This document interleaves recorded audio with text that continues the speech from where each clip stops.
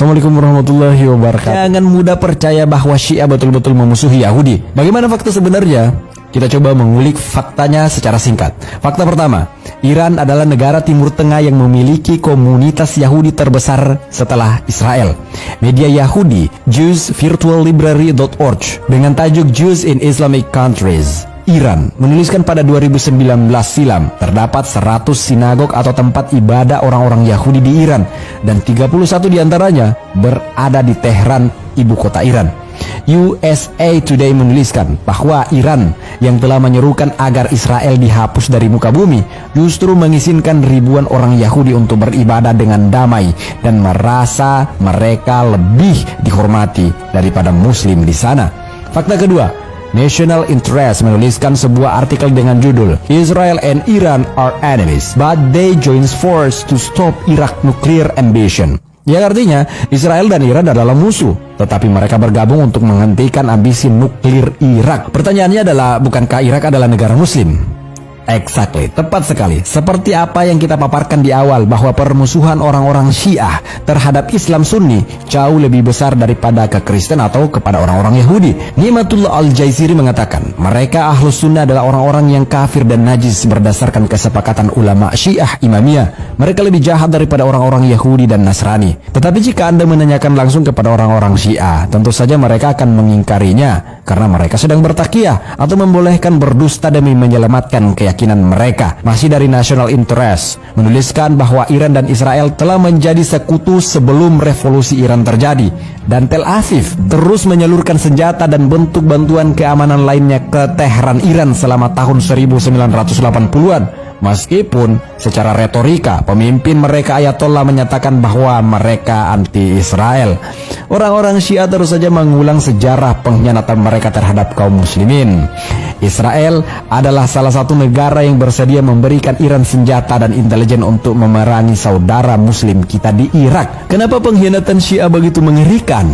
Karena mereka berkedok Islam dan menikam umat Islam dari dalam. Ingat bahwa mereka juga pernah berkhianat pada masa kekhalifahan Abbasiyah yang mengakibatkan jatuhnya korban jiwa yang sangat banyak di Baghdad hingga jatuhnya Baghdad ke tangan Tatar. Jumlah korban yang tewas kala itu benar-benar luar biasa besarnya. Ibnu Katsir menyatakan bahwa orang-orang berbeda pendapat mengenai jumlah kaum muslimin yang tewas di Baghdad dalam peristiwa itu.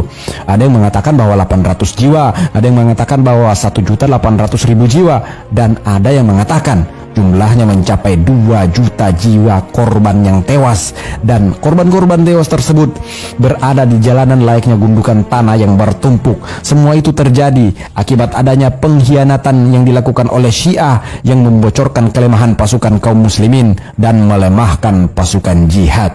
Setelah mengetahui fakta-fakta ini, masihkah kita menganggap bahwa Iran adalah pahlawan bagi dunia Islam?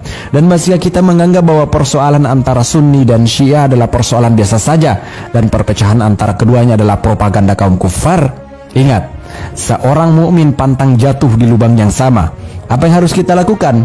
Berikan saudara seakidah kita edukasi yang baik dan benar perihal masalah ini, terkhusus para kaula muda yang mungkin akan lebih mudah diiming-imingi dengan nikah mut'ah.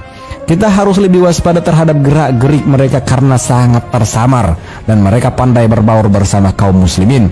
Informasi yang masuk bahwa mereka juga berada dalam institusi-institusi akademik dan mereka memiliki kedudukan sehingga lebih mudah dalam merekrut pengikut yang baru, baik dari kalangan pelajar, mahasiswa, atau umum, atau saudara-saudari kita yang sekarang dalam proses hijrah.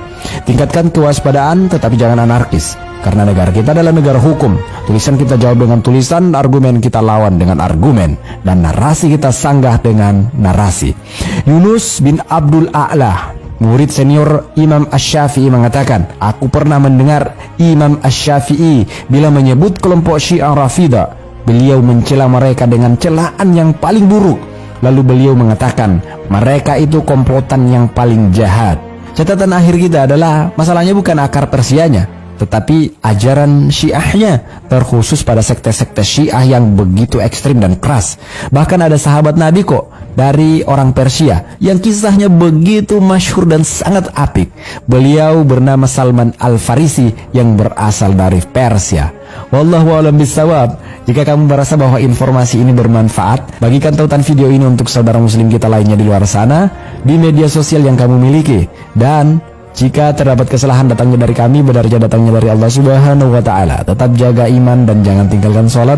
Budi Karabani di sini dan sampai bertemu di narasi kita selanjutnya. Assalamualaikum warahmatullahi wabarakatuh. A'udzu billahi minasy syaithanir rajim.